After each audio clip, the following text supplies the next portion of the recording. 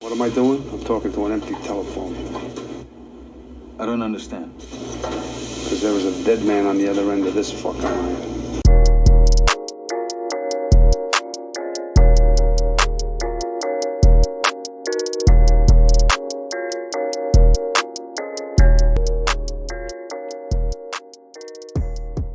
The Star Wars trilogy, now playing A New Hope, The Empire Strikes Back, Return of the Jedi. I've got a bad feeling about this. Welcome to Corona Cinema. I'm Liam Waite, and I'm joined by Matty. Hello. Ross. Hello. And Mason. Hello, you're right. And we're going to start with A New Hope from 1977. Luke Skywalker joins forces with a Jedi Knight, a cocky pilot, a Wookiee, and two droids to save the galaxy from the Empire's world-destroying battle station, whilst also attempting to rescue Princess Leia from the mysterious Darth Vader. Written and directed by George Lucas, the only one in the trilogy to be directed by him, starring Mark Hamill, Carrie Fisher, Harrison Ford, and Alec Guinness, with James L. Jones voicing Darth Vader. What's the name of the guy who does the actual, who's in the suit? I can't remember, but it's not him. Won 6 Oscars and also nominated for Best Picture. The only one in Star Wars to be nominated for Best Picture, as well as Director, Screenplay, and Supporting Actor for Guinness. Okay, whoever picked this, you can speak about it. So I chose this film. I watched it for the first time last year, and on the second watch, I think it was probably better, to be fair. I mean, my only knowledge of Star Wars really was the Family Guy versions of Star Wars, and other than that, I knew kind of generally like the kind of the rough storyline. So going in, I was like, it's not going to be really interesting. I feel like I know enough. Like, Family Guy taught me all I needed to know really about the story. So when I actually went in, I was like, oh, there's a lot more than what the 20-minute episode did on Family Guy. So I think it's probably the best out of the three, and it can definitely kind of just be a standalone film as well. Whereas the others really do have to lean on each other to kind of fulfill that. But this one could have easily just been the only one and could have finished there. And I think I noticed that a lot more the second time around. So the first time I was all like kind of, on the hype. I wanted to kind of watch through and watch all of them. But this time around, I watched this one and I was like, yeah, it could end there. I'd be happy for it to finish here. Other than that, really, I didn't really pick up anything I disliked about the film on the second time round, whereas I probably did more so on the other two. But yeah, just kind of in general, I think it was a nice introduction for me because I started on this film in the Star Wars kind of like universe and stuff. And for a film that's relatively old now, I guess you say, relatively new, relatively old, I think it holds up, and I didn't find myself like bored or anything like that with it. So I think it's a good film. It's really annoying how they've like enhanced the visuals and put like they've like altered like some of the CGI and stuff with these like older films. Again, I'm guessing that was George Lucas trying to make them look more like the prequels. But it's just really annoying when you're just going through this world. Just like it's one of the best films at like world building. Then you just see like a CGI, I don't know, dinosaur thing walking around on Tatooine or whatever. Like I feel it's an ill-advised decision to try update. I feel the visuals haven't aged that poorly considering this is from 77 for them that you need to actually go in there and tinker with it. So yeah, that's quite annoying thing. I thought. Ross, as a die-hard Star Wars fan, is that one thing that grinds your gears about something they've done to like tampering with the original films? Yeah, it is really annoying because what's so good about Star Wars is like these graphics for this time were like groundbreaking, and it's like a part of history. Like these are some of the biggest films ever, yet in like 2010 or 2011, I can't remember, it was around that. I feel like that's the latest one he's done, but he's still like adding stuff onto it, and it's ridiculous because, as you say, like on Tatooine and Mos Eisley, there's just like CGI weird elephant things walking around, and like I don't know, but like it's weird stuff as well. Like when they go into the Mos Eisley bar, there's just like added people that they filmed extra of, and it's just stuff like that. It's as I say, it's part of like this film's part of history. It's huge. It's one of the biggest films ever. Like kicked off one of the probably like the biggest franchise ever.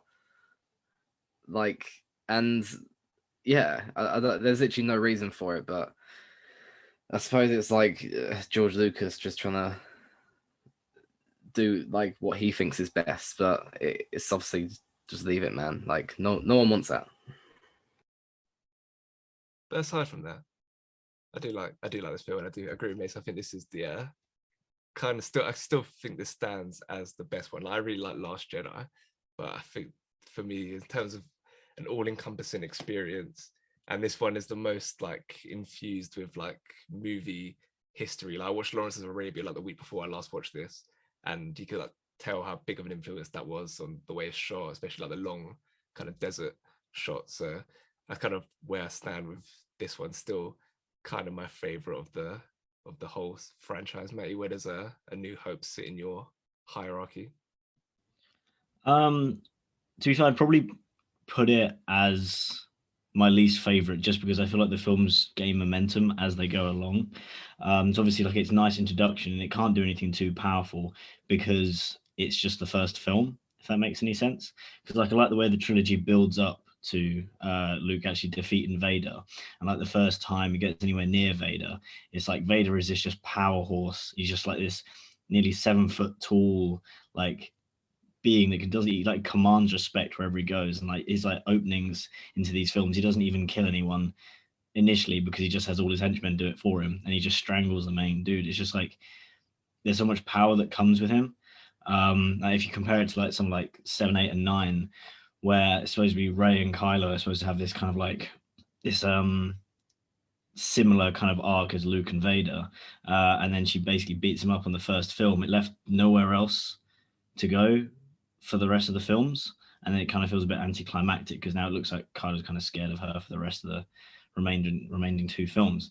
So I like this one, how it actually takes its time, and like it draws you in, and then each time it scales up a little bit. It doesn't jump ahead of itself, and it's a nice good intro to something that could easily be really cheesy and really corny, because I don't know how many space films there have been that just look bad or just like aren't scaled nicely, or just the concept art isn't there. And the amount of time and vision that's gone into this, that it still holds up now, works really well. And you can tell it works now because it's kind of inspired this like several generations of filmmaking, and it's still going now. Like the films that they're releasing with Star Wars and like the series now are like just as strong as ever. And like there is like a real demand for these films, like from the fans. Like the fans for Star Wars are probably some of the strongest fans out there for like any franchise. And as Mason says, it kind of works out well as a film that could be by itself. Like it ties up nicely by the end. It looks like the Empire is not necessarily destroyed, but it's like they've done what they set out to do, and like they've kind of like taken action, and they all like get the medals. Apart from Chewie. Chewie doesn't get a medal for some reason, which kind of like grinds my gears at the end because he was there throughout all of it. And the enhancements are annoying because they did them at a time that they still weren't good at CGI. So they do like they'll revisit them in like 2000 or whatever, and they're still not very good at CGI. And then they just CGI over something that's not very good as it is. So now, even in like 2020, it still looks bad. So they're not bringing out new enhancements now. So it's just like it doesn't fit in either. So they should have just left it how it was. But I do enjoy kind of the way they introduced it, because they didn't want it to be a kids film, even though it was really applicable to kids, because there's quite dark undertones going on through the whole film, like him coming back and just seeing his aunt and uncle just like the skeletons like being burnt to death outside. That's something like I missed when I first watched this film. And they put Alec Guinness in it just to give it like that kind of prestige, like rather than having like a comedy actor, or I don't know, just someone who wasn't well known, because like people respected Alec Guinness because of his work on things like Lawrence of Arabia. So that kind of like gives Star Wars a respect already, that they're not going in thinking it's a kids film. So it lets even adults and kids kind of get drawn in the same. And that's probably part of its like respect, I think. And even now it kind of draws on like Oscar-winning actors kind of wanting to be in it, and like even like people like Daniel Craig who just want to be associated. They were happy to just like be a stormtrooper in certain scenes in the new ones, just because they want to be part of this kind of like universe that is just so respected. And yeah, that's kind of also the trio as well of like Luke, Han, and Leia as well. That kind of like the princess and like the space kind of like pirate cowboy kind of thing, and then this young like aspiring farm boy, that kind of like old kind of trio that could be taken from any kind of either Western or medieval fable or something like this. And they've kind of put it on like a galactic scale that works well, and then kind of still like doesn't feel like it's being too cliche or like playing into gender roles at all. So all these things that kind of like build on through the series, they kind of stay true to this film, and then it's kind of replicated in each film and kind of builds from there, which is really, really nice. You know what I don't like? Mark Hamill. I don't know if that's like unpopular, but I don't like him. Like, I think he's quite bad. He's really annoying and whiny. I preferred him when he was like a grizzled old man in the newer films, but in like these films, I find him really annoying. I don't know if that's like a widespread opinion, but that's probably my least favorite part of these films. Also, Princess Leia recovers from like the obliteration of her planet quite quick. I think, you know, like she kind of whole like livelihoods destroyed, her family dead. She kind of just goes on with the world. Maybe that's just like, I don't know. Yeah, a bit weird. Ross, you got anything to say? Because I don't really have anything to say after that.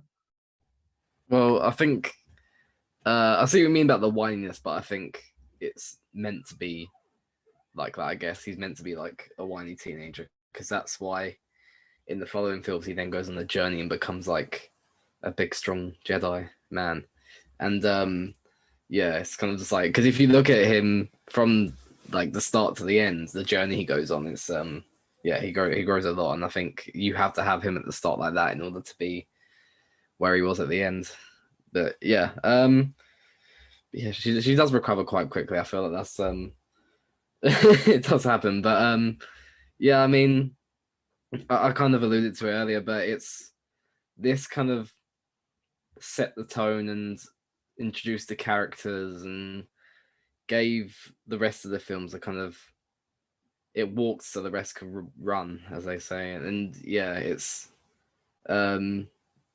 it's one of those films where it will like stay as like, it's like a staple of movie history. And the fact that from this film just like spawned like a huge world, like universe, like realistically, like in film you got like Harry Potter, Star Wars, and Lord of the Rings, and those are like the biggest like world building things, and like that's why they're kind of, yeah, I know what I'm trying to say. You could probably get what I'm trying to say, but they're like the best world building films, and that's why kind of they all stand so special within like cinema. I think they've gotten too big. I think that's why I'm really unenthusiastic about these films now. It was a tough rewatch, these three films, to be honest. But if it's just too big. Like I think they're good, and like yeah, I think they're really good. But at the same time, I was just sitting there like, I don't really be watching these. There's just too much. There's too much Star Wars content in the world. There's too many opinions. It's yeah, it's a bit overwhelming. I feel, yeah, if it's got, let's scale it back. Let's instead of doing like fan service like in the last film, let's just scale it back. Let's just try and make like interesting stories like they tried to do with Last Jedi. Get interesting directors. I don't know. Yeah, it's gone too big. Anything else on Star Wars New Hope before we move on to the second film? Okay, let's get some ratings then for this film. Is that what we do? Yeah, we do that. Yeah. Mason? Like I said, I think it is probably the strongest out of definitely out of the three that we watched and stuff. And I think it stands. Like I kind of wish, basically, I wish it was a solo film. I wish they didn't make anything else after this. Then I think I'd like it a lot more. So I gave it an 8.5. A Han Solo film. May? I would give it an 8 point. I'll do that again in a minute. I would give it an 8.4, I think. Do it again.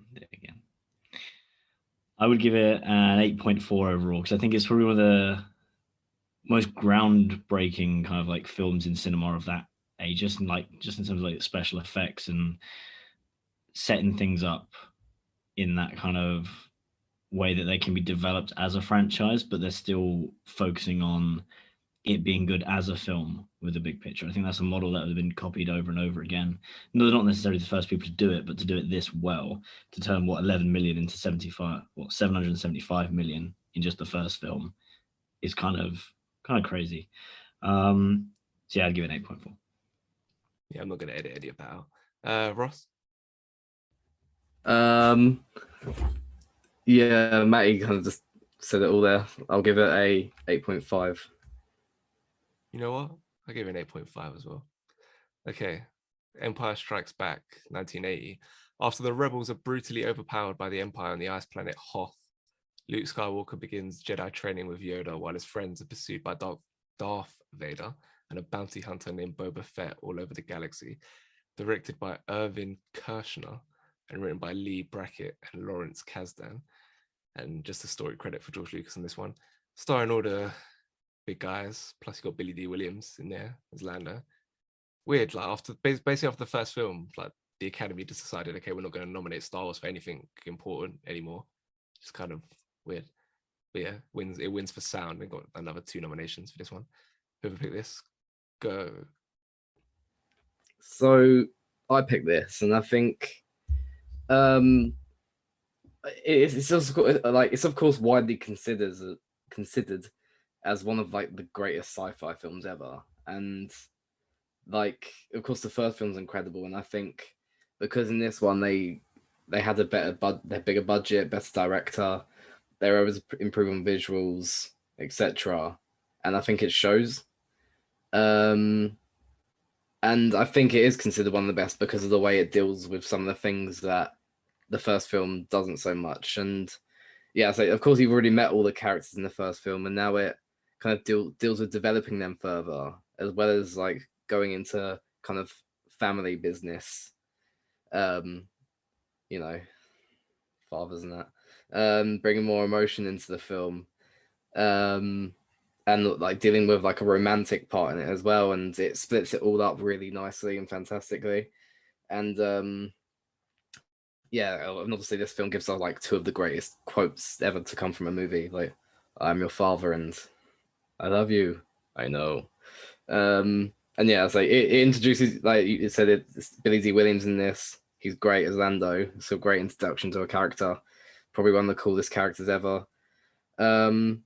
But I think if we look at like performances specifically, like with this film and all the other films this week, I think Harrison Ford is just great as Han Solo, and just plays it in such a Harrison Ford way that no one else could be Han Solo apart from Harrison Ford. And yeah, and like the soundtrack, of course, in like the 77 film, you got the introduction to the main theme, but in this one, it brings the Imperial March into it, which yeah, along with probably like Jaws theme which is also composed by John Williams, is probably like one of the most famous pieces of music, or like one of the famous scores in cinema history. And it's amazing how that score, that dun dun dun, dun that, yeah, you know what I'm talking about. It can like elevate any scene with like Darth Vader or the Empire in it, and just make it so much scarier just down to that soundtrack playing in the background. And yeah, the introduction of Yoda with Lando in this, and of course you got the introduction of Yoda in this as well, like just such an iconic character just from like the way he looks and speaks.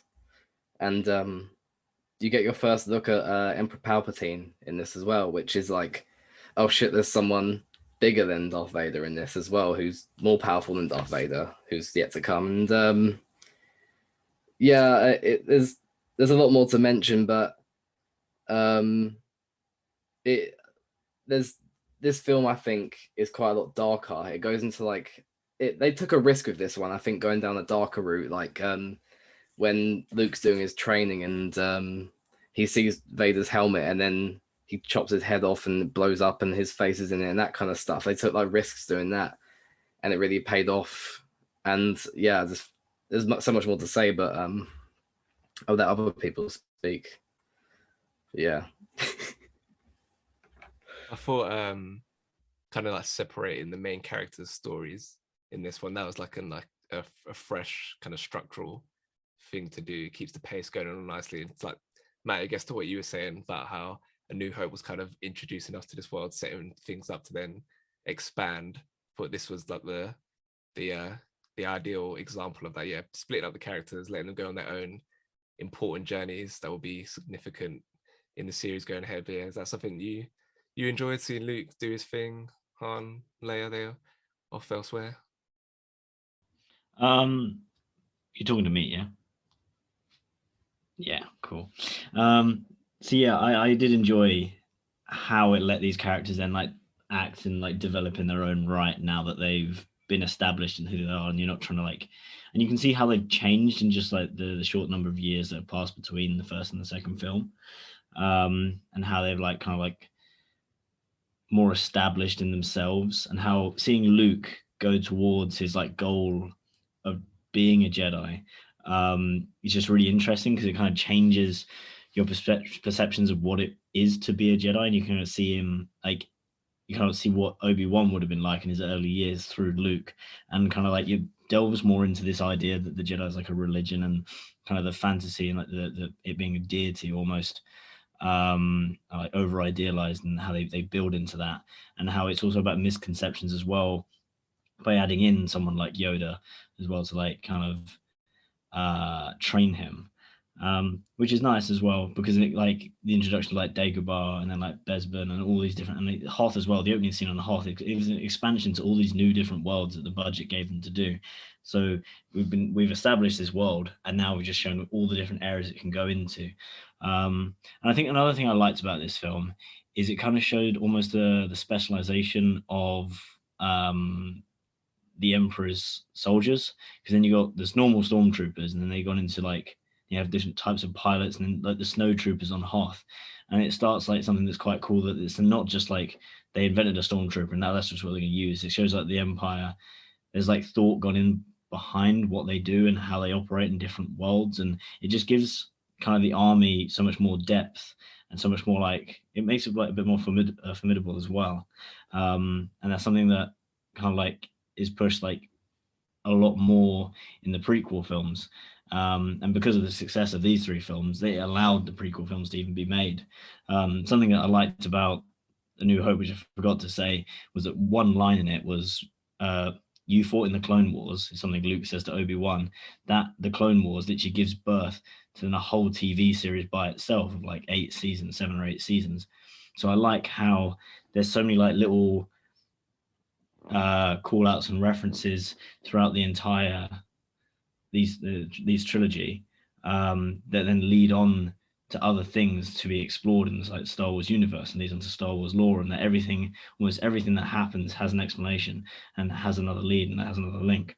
And yeah, other things like the score as well, just like are fantastic pieces that probably put these films like in the top 250 ever just on the score alone, because it's just so recognizable. And there are dark parts of this film as well, when they manage to split them up and they just torture Han and Leia for no reason, just so they knew that Luke could feel it in the Force and it draw him like a mouse to a trap. That stuff like that is like really like powerful concepts as well, and like Lando being a nice person and him betraying them. So if like people are watching this as a kid, it's also like teaching them like it's not being dumbed down as a space film, like these are like quite in-depth concepts of like torture and loss and like revenge and like being paid off, and then like ultimately there's not just good and bad. Like Lando isn't a bad person necessarily, even if he wasn't, like he was looking out for like his city, he said, but it's like he could be a self-serving person. It's hard to say. So it's just, I think this film just adds so much more depth to these characters and introduces new characters when it needs to. So I definitely rate it higher than the last one. The interesting thing about this film is like I don't really know if you can go into it without knowing the twist. I wonder when that became, maybe when the internet, maybe probably not even then, probably like as soon as the film came out, because it was like the center of pop culture at that point. I feel like everyone must have known, even if you hadn't seen the film. Quickly within that next year, you knew what the twist was, one of the maybe the biggest twist in cinematic history. So it's an interesting thing to always like. Literally in Toy Story, they literally spoil it in Toy Story 2 with the whole Zurg and Buzz thing. So it's an interesting way to watch a film. Mason, is that something that you knew? Did you know the twist when you watched this for the first time? Was that impact your viewing at all? Yeah, I guess the only kind of like, because I knew, and then obviously I only watched it for the first time last year. I wasn't sure what film it happened in, so I was kind of waiting between these three to see when's it going to happen. And then when I kind of saw the scene of them stood on, I don't know what they stood on, that, the metal thing.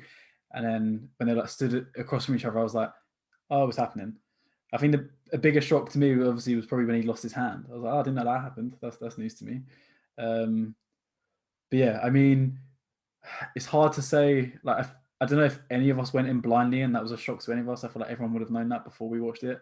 So it'd be interesting to try and get a perspective from someone who learned that as it happened instead of just knowing that as fact, basically. I think, or what? Wait, what spoiled it to me? Maybe Pitch Perfect spoiled it for me. They speak about it in Pitch Perfect. They're like, Darth Vader's literally father in German or something. I don't know. You say something like that, and I was just like, oh, at least I know that when I watch it. But yeah, I mean, yeah, generally, I think just the only thing I guess I could say about this film is that on first watch, I think it's a lot more fulfilling, because when you watch episode 4, you want more, like you want more content. So you go and you watch this and it delivers what you need. But I think on a second watch, I think it definitely for me falls a bit flat, because it doesn't have that excitement of being a standalone film. You kind of have to have watched episode 4 to enjoy it, and I think that's what kind of distracts from this film. Yeah, Anna Kendrick delivers that line really funny in Pitch Perfect. She's like, Vader is literally German for father. His name is literally Darth Father. Yes, it's funny. Really deadpan the way she does it. She's talk about Pitch Perfect instead. I don't know. This film did give me my first, the funniest of the quotes for me from the Family Guy Star Wars trilogy. Because in this film when he's like, Lando's not a system. He's a man. I think that's what Harrison Ford says. And Peter Griffin in Family Guy is like, Lando's not a system. He's a black guy. Yeah, that's my favorite one, the Family Guy series. Okay, anything else?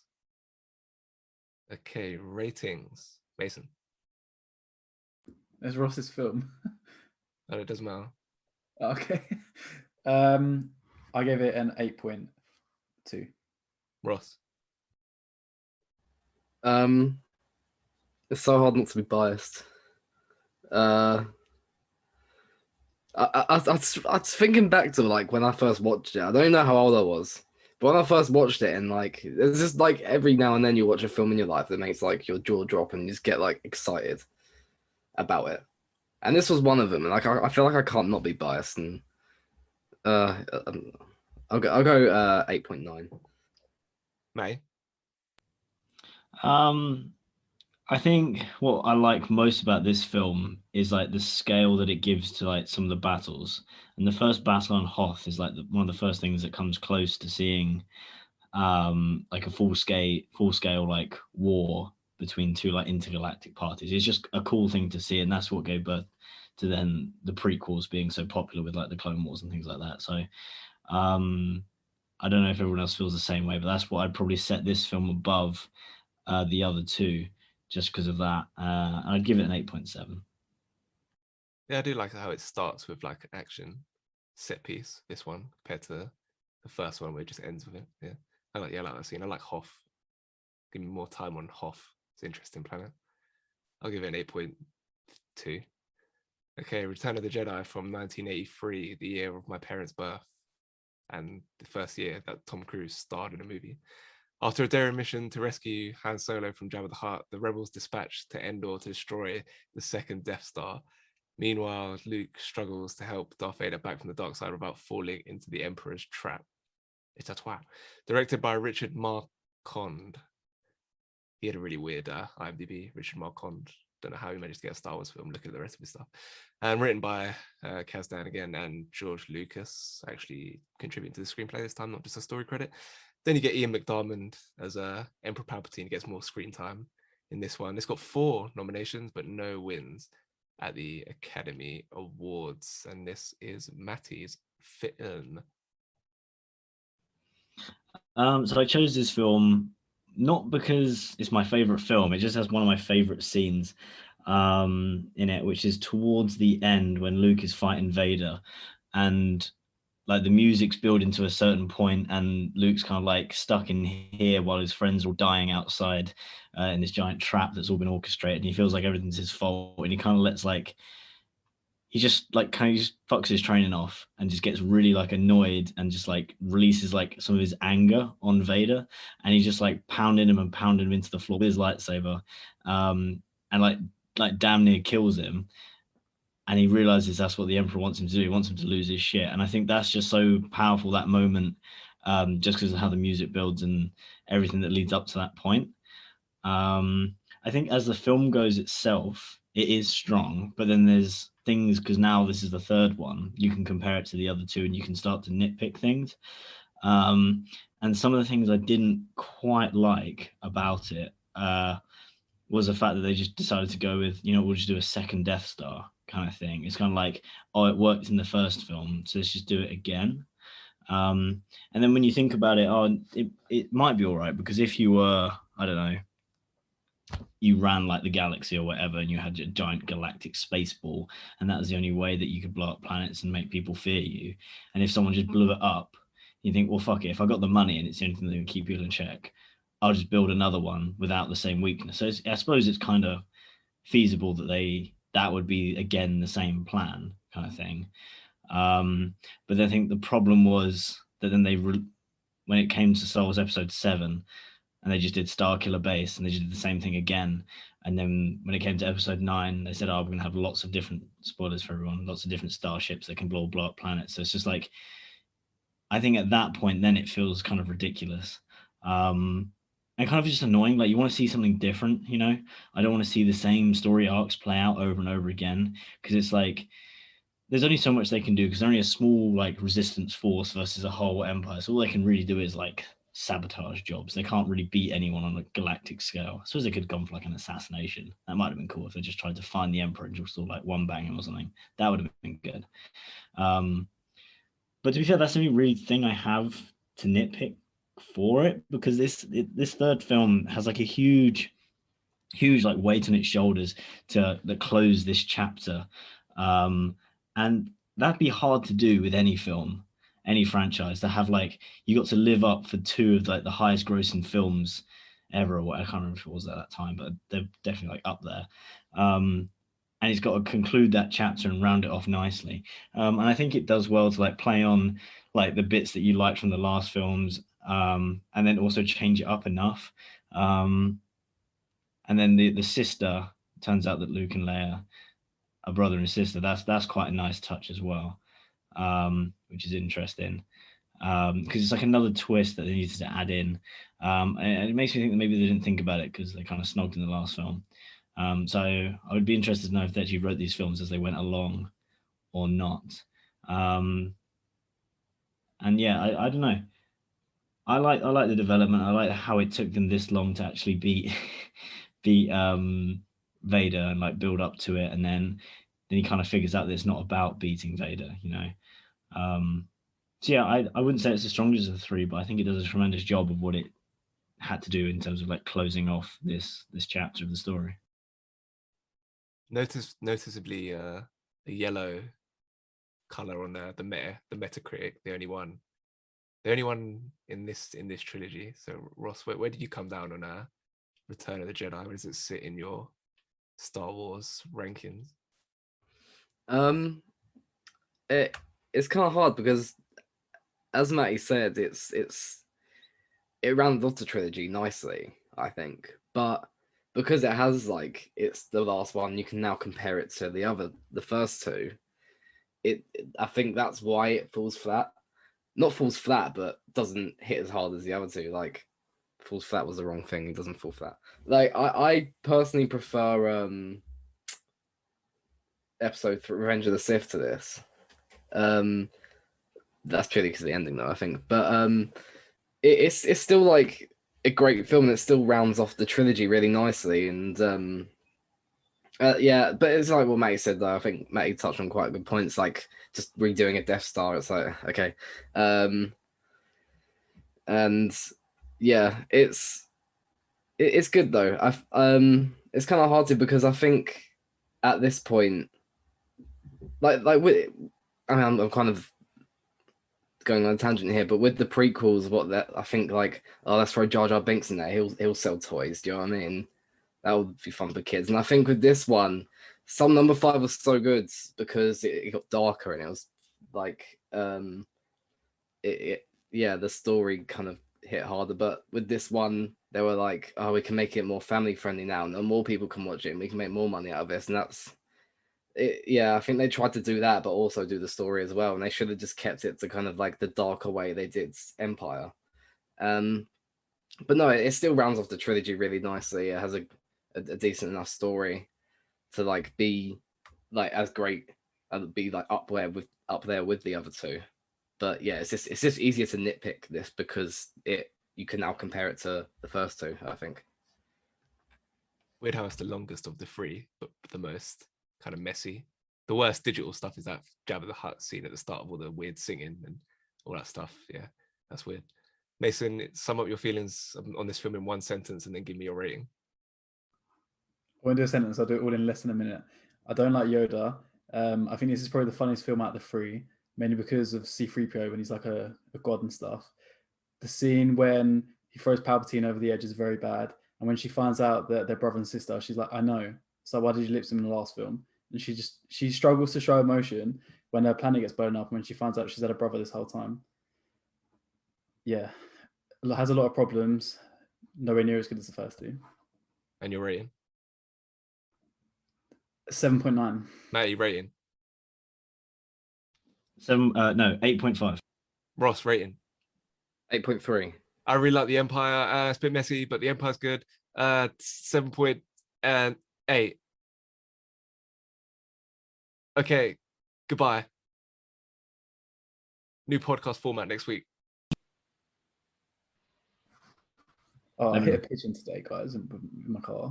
Let me record, Leon. We're not recording anymore. Maybe. Oh, right. Someone just started recording now. Yeah, I was recording this for like the end bit. Yeah, but we need to record for best actor and all that. No, we'll do that. Nah, it's done. Also, it's like a 38-minute podcast. Yeah, and then we'll round up the ratings and stuff at the start of next time. Okay, so now you're just looking for like a quippy anecdote to put at the end of the podcast. Because it's the end of the podcast as we know it. Why? What's happened? What's the new format? That's up for discussion. But it is changing. It needs refreshing. Okay, cool. I like change. Not really. I'm a bit autistic, but we'll see. We completely rebranding.